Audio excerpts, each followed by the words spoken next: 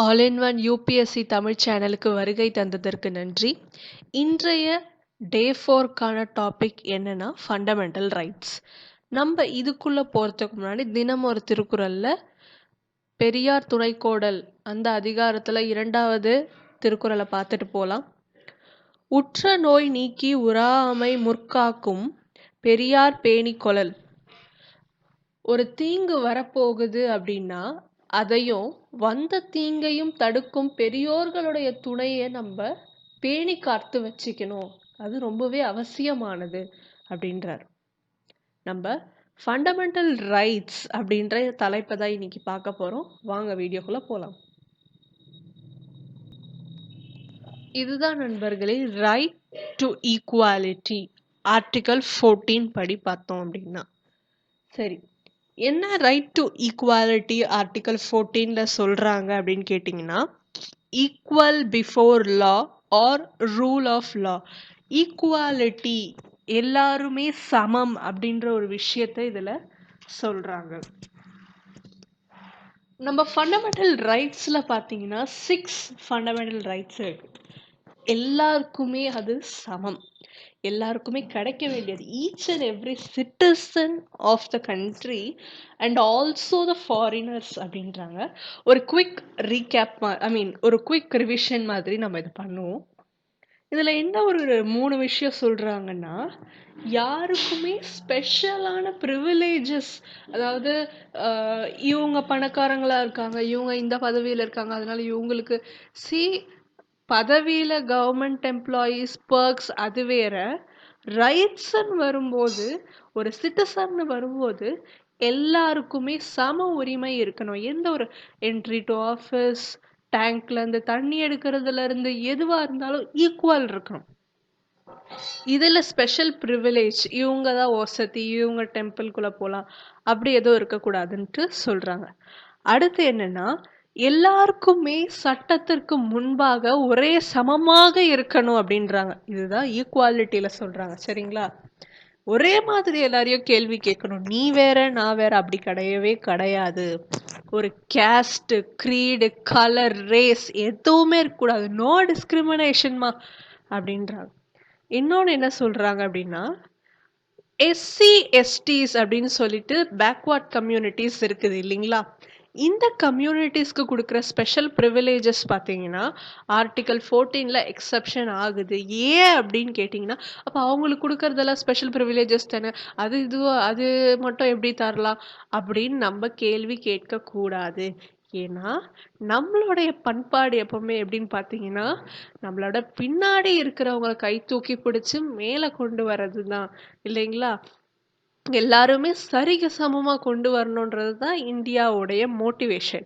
So right to ஈக்குவாலிட்டின்றது பார்த்தீங்கன்னா இதுதான். Rule of லா அப்படின்னு சொல்லிட்டு ஒரு விஷயம் இருக்குது. அது என்ன அப்படின்னா 3 கான்செப்ட் இருக்குது. அதில் ஃபர்ஸ்ட் 2 கான்செப்ட் தான் நம்ம இந்தியா ஃபாலோ பண்ணுறோம். இது யார் சொன்னாங்கன்னா, ஒரு பிரிட்டிஷ் ஜூரிஸ்ட் அவர் தான் கொண்டு வராரு. ஆனால் இதில் 2 தான் நம்ம ஃபாலோ பண்ணுறோம். என்னன்னா, no man can be punished except for breach of law. எந்த ஒரு மனிதனும் சட்டத்தை பிரீச் பண்ணதை தவிர்த்து வேற எதுக்குமே தண்டிக்கப்படக்கூடாது. பிரீச்னா என்னது? அதை வயலேட் பண்ணது or misuse, mishandle or forbidden to follow, இந்த மாதிரி விஷயங்கள்ல இருக்கும்போது மட்டும்தான் ஒரு மனிதனுக்கு தண்டனை கொடுக்கணும். வேற எதுக்குமே ஒரு மனுஷனுக்கு தண்டனை கொடுக்கக்கூடாதுன்றாங்க. என்னென்ன அடுத்து என்ன பாயிண்ட்னா, எல்லாருக்குமே equal subjection of all citizens to the ordinary law of land administered by ordinary law courts. எல்லா மனிதர்களுக்கும் ஈக்குவல் சப்ஜெக்ஷன். உனக்கு இதுதான் ரூல்ஸா, நீ பண்ண இந்த தப்புக்கு இதுதான் தண்டனையா, அதே தப்பை யார் பண்ணாலும் அதே தண்டனை தான். ஸ்பெஷலா யாருக்குமே சட்டம் இல்லை. சரிங்களா?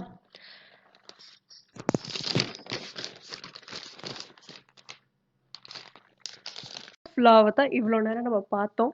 இப்போ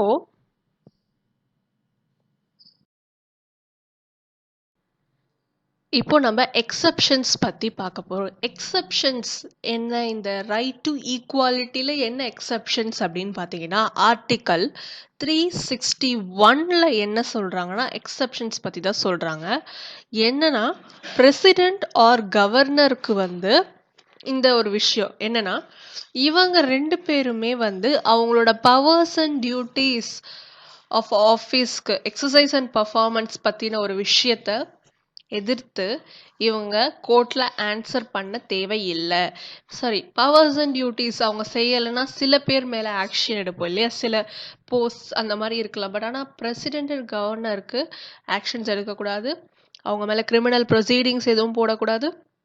தென் பார்த்தீங்கன்னா அவங்கள அரெஸ்ட் பண்ணக்கூடாது. எப்போ? அவங்க டென்யூர்ல இருக்கும்போது, பதவி காலத்தில் இருக்கும்போது நாட் சப்போஸ் டு அரெஸ்ட் பண்ணக்கூடாது.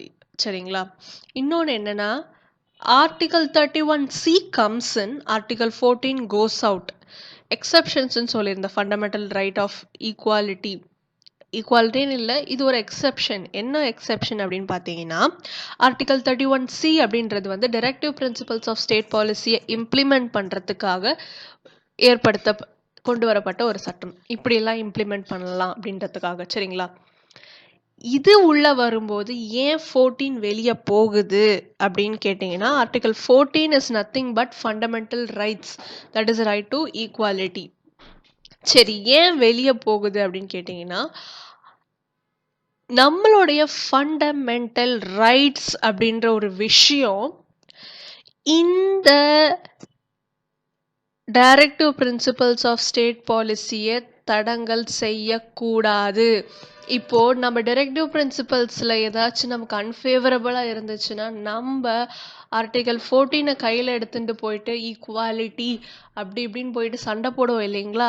ஸோ அந்த மாதிரி விஷயத்தை கொண்டு வரக்கூடாதுன்றதுக்காக சுப்ரீம் கோர்ட் போட்ட ஒரு ஆர்டர் தான் article 31C comes in, 14 goes out. Article 14 என்னதுமா? Right to equality. சரிங்களா? Equal before law. Equality covers a vast meaning இல்லைங்களா?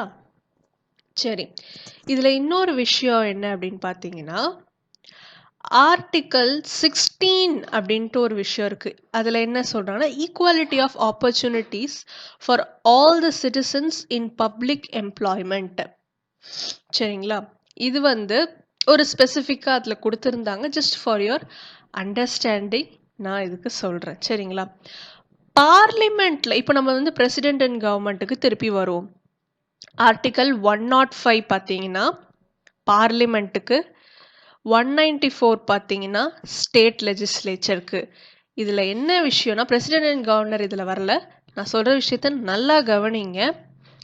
பார்லிமெண்ட்டில் இருக்கிறவங்க ஓட் போடுறாங்க பார்த்தீங்களா, இந்த ஒரு விஷயம் பாஸ் ஆகணும்னு சொல்லிட்டு. அதுக்கு ஓட் போட்டு மெஜாரிட்டியாக சேர்ந்து தானே ஓட் போடுறாங்க, இது பாஸ் ஆகணும், இந்த பில் பாஸ் ஆகணும்னு சொல்லிட்டு. அந்த ஒரு விஷயத்திற்கு சரிங்களா, அதுக்கு கோர்ட்டில் இவங்க அதை எதிர்த்து கேஸ் போடுவாங்க. கோர்ட்டில் ஒரு லா பாஸ் ஆகுதுன்னா இது தப்பாக இருக்குது, இந்த ஒரு விஷயத்தில் பேசிக் ஸ்ட்ரக்சரை இது வந்து அப்ஜெக்ட் பண்ணுது, இது வந்து டிஸ்டர்ப் பண்ணுது, இந்த லாக்கு அகெயின்ஸ்டாக இது இருக்குது, so I need the right அப்படின்னு சொல்லிட்டு கோர்ட்டில் வந்து கேஸ் ஃபைல் பண்ணுறாங்க இல்லைங்களா?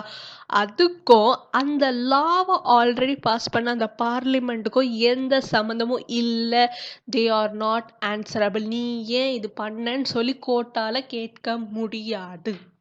இட்ஸ் ஆல்ரெடி டன், அவ்வளோதான். இதே தான் ஸ்டேட்டுக்கும். சரிங்களா? இப்போ நம்ம அடுத்த டாபிக்கு போகிறோம். சோனா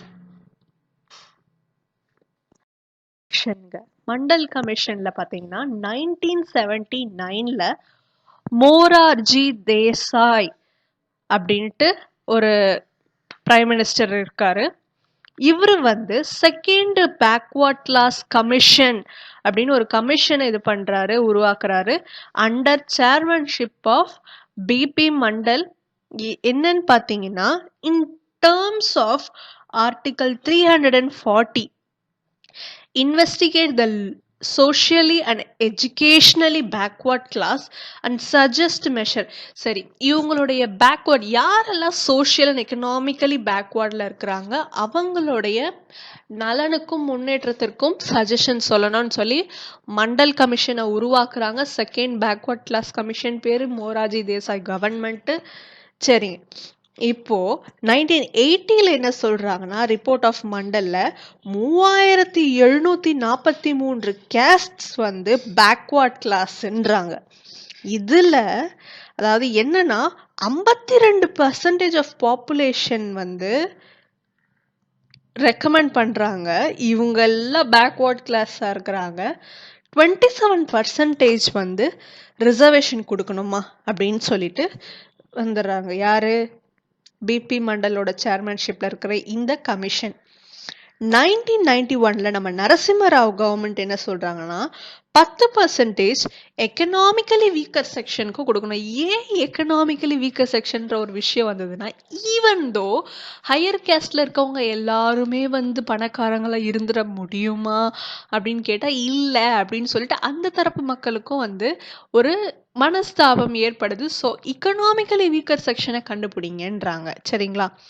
அடுத்து supreme court took following actions என்ன அப்படின்னு பார்த்தீங்கன்னா, ராம் நந்தன் கமிட்டி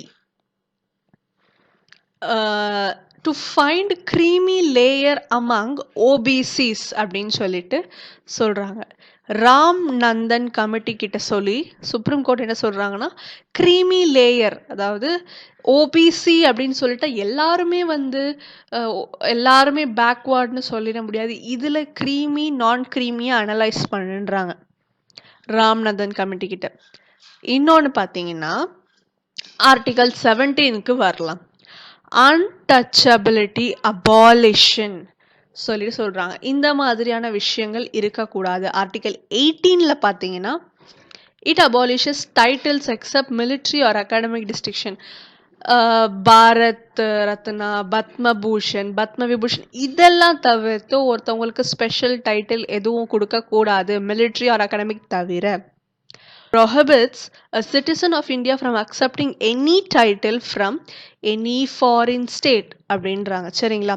1996ல வந்து சுப்ரீம் கோர்ட் சொல்லிடுறாங்க என்னன்னா, constitutional validity of national award என்னென்னா பாரத் ரத்னா, பத்ம விபூஷன், பத்மபூஷன் அண்ட் பத்மஸ்ரீ அவார்ட்ஸுக்கெல்லாம் இருக்குன்றாங்க. Article 18 is not applicable to above because these are not title but merits. Article 18 இதுக்கு தனியா இருக்குது. இதெல்லாம் merits based, not titles. So இது titles சொல்லப்படாது அப்படின்னு தெளிவா சொல்லிடுறாங்க. ஃப்ரீடம் இது வரைக்கும் நம்ம பார்த்தோம். ரைட் டு ஈக்குவாலிட்டி பார்த்தோம். 14, 15, 16, 17, 18 வரைக்கும் பார்த்துட்டோம். என்னன்னா வந்து டைட்டில்ஸ் பற்றி விஷயம் பார்த்தோம். நம்ம பேக்வர்ட் கமிட்டிஸ்க்காக பார்த்தோம் நிறைய விஷயம். அபாலிஷன் ஆஃப் டைட்டில் பார்த்தோம். அன்டச்சபிலிட்டி அபாலிஷன் பார்த்தோம். இதுவும் ஒரு உரிமைதான்றதெல்லாம் நம்ம பார்த்தோம் இல்லைங்களா? ஆர்டிகல் 16ல என்ன சொல்றாங்கன்றதையும் பார்த்தோம். எல்லாருக்கும் பப்ளிக் எம்ப்ளாய்மெண்ட்ல ஈக்குவல் ஆப்பர்ச்சுனிட்டி இருக்கணும்னு சொல்லிட்டு பார்த்தோம். சரிங்க, இப்போ ஆர்டிகல் 19ல ஃப்ரீடம் பத்தி பார்க்க போறோம். ஒருத்தவங்களுக்கு freedom of speech and expression அப்படின்னு இருக்கு இல்லைங்களா? நமக்கு தோன்றத நம்ம வெளியில சொல்றதுக்கு. இப்ப அர்னாப் கோஸ்வாமி ரிப்பப்ளிகன் சேனலோடைய ஓனர் அவர் தான். அவர் இப்போ வந்து அவரோட இஷ்யூஸ் கேஸ் வந்து போய்கிட்டு இருக்கு இல்லைங்களா? அதுக்கு நான் தனியாக ஒரு செப்பரேட் வீடியோ போடுறேன். ஜஸ்ட் ஒரு குவிக். அவர் ஜஸ்ட் ஒரு அவரோட சேனலில் ஒரு ஓப்பன் ரிவ்யூஸ் கொடுத்துருக்கிறாரு. அவர் என்ன சொல்கிறாருன்னா, freedom of speech and expression இருக்கிறது தான் நான் செய்கிறேன். மீடியாவுக்கு இருக்குது இல்லைங்களா? அதுதான் நான் ஃப்ரீடம் ஆஃப் ப்ரெஸ் அதை தான் நான் பண்ணேன்றாரு. பட் ஆனால் ஒரு கவர்மெண்ட்டை பற்றி ஒரு கமெண்ட் கொடுக்கறதுக்கு ஒருத்தருக்கு உரிமை இல்லை. இப்படி அந்த இஷ்யூஸ் போய்கிட்டு இருக்கு இல்லைங்களா? சரி, இது நம்ம உள்ள டீப்பாக போய் பார்ப்போம். Right to propagate one's view as well as views of others. Freedom of press, freedom of advertisement. Against tapping of teleconvo. என்னன்னா டெலிகான்வோவை ட்ராப் பண்ணுறதுக்கு ஒருத்தருக்கு உரிமை கிடையாது. Unless and until government can do it just for the confidential purpose. ஏதாச்சும் trace பண்ணணும், சந்தேகத்துக்குரிய இதுவாக இருந்துச்சுன்னா அப்போ பண்ணலாம். கவர்மெண்ட்டுக்கு உரிமை இருக்குது. Right to telecast, right against பந்து பண்ணுறதுக்கு யாருக்கும் உரிமை கிடையாது. Right to know government activities, இது நம்ம டெமோக்ராட்டிக் கண்ட்ரி, ஸோ கவர்மெண்ட் ஆக்டிவிட்டீஸை தெரிஞ்சுக்கிறது நம்மளோட உரிமை. ஃப்ரீடம் ஆஃப் சைலன்ஸ், அமைதியாக இருக்கிறதுக்கு நமக்கு உரிமை இருக்குது. இது இன்னும் நிறைய நாட்டில் அழகாக கடைப்பிடிக்கிறாங்க, ஆனால் நமக்கு அது இன்னும் தெரியறது கிடையாது. அதுதான் பிரச்சனை. பார்க்க போகிறது ஃப்ரீடம் ஆஃப் அசெம்பிளி. சரி, அசெம்பிளி அப்படின்னா என்னது, எந்த அசெம்பிளியை சொல்கிறாங்க எல்லாம் பார்க்கலாம். Every one has right to hold public meetings. Assemble ஆகிறது, ஒரு பப்ளிக் மீட்டிங் வைக்கிறது, இதுக்கு எல்லாருக்கும் உரிமை இருக்குது. சரிங்களா? டெமான்ஸ்ட்ரேஷன்ஸ் பண்ணுறதுக்கு. But not strike, no violent or trafficking. Traffic பண்ணக்கூடாது, ஸ்ட்ரைக் பண்ணக்கூடாது, வயலண்ட் பண்ணக்கூடாது. இப்போ வந்து கரண்ட்டாக போயிட்டுருக்கு 144 தடை அப்படின்னு சொல்லிட்டு. என்னென்னா, இந்த தடைக்கு மீறி போராட்டங்கள் செஞ்சால் அவங்களுக்கு தக்க தண்டனை வழங்கப்படும். Criminal procedure code, a magistrate can restrain an assembly. சரிங்களா? அசெம்பிளினா எந்த அசெம்பிளி, லெஜிஸ்லேட்டிவ் அந்த அசெம்பிளி கிடையாது. ஒரு கூட்டம் கூட்டுறத இவங்க தடுக்க அனுமதி இருக்குது. கவர்மெண்ட் கேன் தடுத்து ஃபையிங் 144 செக்ஷன் 144 படி. சரிங்களா? செக்ஷன் 141 என்ன சொல்கிறாங்கன்னா, ஐபிசியில் unlawful if threaten government or its officials on exercising lawful powers. ஒரு அஃபீஷியல்ஸ், கவர்மெண்ட் அஃபீஷியல்ஸ் வந்து அவங்களுடைய ஒரு பவர்ஸ், அவங்களுடைய கடமைகளை கடைபிடிக்கிறதுல இருந்து அவங்க மிரட்டப்பட்டாங்கன்னா அதுவும் தண்டிக்கக்கூடியது. அவங்கள செய்ய விடாம தடுக்கிறது மிகப்பெரிய தண்டனைக்குரிய ஒரு விஷயம். அசோசியேஷன், அசம்பிளினா என்ன, அசோசியேஷன்னா என்னங்க? இப்போ நம்ம தான் அசம்பிளி பற்றி பார்த்தோம். அசோசியேஷன்னா all citizens have right to form association or union. இப்போ வந்து விமன்க்குன்னு சொல்லிட்டு ஒரு யூனியன் இருக்கும், ஒரு trade union. I think it's not no guarantee trade union. அது ஏன்றதை நான் உங்களுக்கு, நீங்கள் எனக்கு கமெண்ட்டில் கேளுங்க, நான் எக்ஸ்பிளைன் பண்ணுறேன். மற்றபடி ஒரு லேபர் யூனியன், விமனுக்கான ஒரு அசோசியேஷன் மாதிரி, விமன் அசோசியேஷன், இந்த ஒரு குரூப்பு, வாலண்ட்ரி குரூப், என்ன வேணாலும் இருக்கலாம். பட் உங்களுக்கு எம்ப்ளாய்மெண்ட்டுக்கு, நீங்கள் வேலை செய்கிற இடத்துக்கு ஒரு யூனியன் வேணும்னா அமைச்சிக்கிறதுக்கு உங்களுக்கு ஃபுல் ஃப்ரீடம் இருக்குது. Restriction only on sovereignty, integrity of India, public order and morality. இதை தவிர்க்கிற மாதிரி ஏதாவது ஒரு குரூப் இருந்தால் நிச்சயமாக அது கலைக்கப்படும். சுப்ரீம் கோர்ட் என்ன சொல்கிறாங்கன்னா, ட்ரேட் யூனியனுக்கு எந்த ஒரு கேரண்டியும் கொடுக்க முடியாது அப்படின்றாங்க. சரிங்களா? நீங்கள் ஆரம்பிச்சிக்கலான்னு சொல்லிட்டு எந்த ஒரு கேரண்டியும் கொடுக்க முடியாதுன்றாங்க. இப்போ ஃப்ரீடம் ஆஃப் மூவ்மெண்ட் பற்றி பார்க்க போகிறோம். Any one can move to any place. அதாவது பாம்பே ஹைகோர்ட் என்ன சொல்லியிருக்காங்க, ஒரே ஒரு எக்ஸப்ஷன்னா, persons affected by some diseases should not move. Example, Bombay high court ஒருத்தருக்கு ஆர்டர் கொடுத்துருக்காங்க, எய்ட்ஸ் இருக்கவங்க அந்த ஒரு நாட்டை விட்டு இன்னொரு நாட்டுக்கு, ஐ மீன் ஸ்டேட், மூவ் பண்ணக்கூடாது. Whatever they should not move. Spread ஆகும். இது வந்து கான்ஸ்டியூஷனல் படியே இருக்குது. Supreme court can also help this view. ஓகேவா? அவங்களும் இதை பற்றின சட்டங்கள் நிறைவேற்றலாம். மூவ்மெண்ட், ஆனால் அதை தவிர்த்து யார் வேணாலும் எந்த ஒரு இடத்துக்கு வேணாலும் போகலாம் இந்தியாவில்.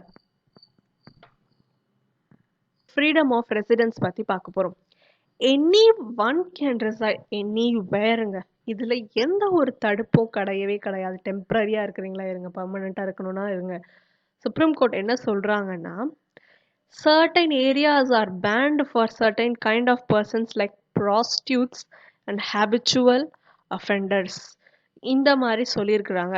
இதுக்கு ஏதாச்சும் ஒரு கிளர்ச்சிகள், இதை எதிர்த்து எதனா கிளம்பியிருக்கிற இஷ்யூஸ் அப்படின்றத தெரிஞ்சுக்கிட்டு எனக்கு கமெண்ட் பாக்ஸில் சொல்லுங்கள்.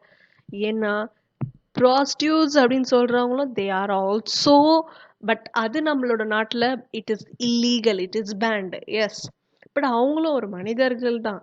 ஏன் அவங்க போகக்கூடாதுன்னு தடுத்திருக்காங்க அப்படின்றத தெரிஞ்சுக்கிட்டு எனக்கு கமெண்ட் பாக்ஸில் சொல்லுங்கள், சரிங்களா? சுப்ரீம் கோர்ட் இப்படி இவங்க மட்டும் இல்லை, ஹேபிச்சுவல் அஃபெண்டர்ஸ் இவங்களும் மூவ் ஆகக்கூடாதுன்னு சொல்லிட்டு சட்டம் இருக்கு. Next topic what we are going to see is freedom of profession. All the citizens have the right to carry on trade, business or profession. ஒரு ஸ்டேட் எப்போ வந்து எம்பவர் ஆகுதுன்னா prescribe professional or technical qualification necessary for profession, occupation, trade, business. அதாவது இந்த ஒரு qualification நீங்கள் டாக்டரே படிக்காமல் டாக்டர் பர்சியூ பண்ண முடியுமா? இல்லை. அப்போது state can interfere in it. Carry on it self any trade, அதாவது ஸ்டேட் வந்து அவங்களே வந்து ட்ரேட் இது பண்ணலாம் ஆர் பிஸ்னஸ் பண்ணலாம், இண்டஸ்ட்ரி பண்ணலாம். இதுக்கு எந்த அப்ஜெக்ஷன்ஸும் கிடையாது.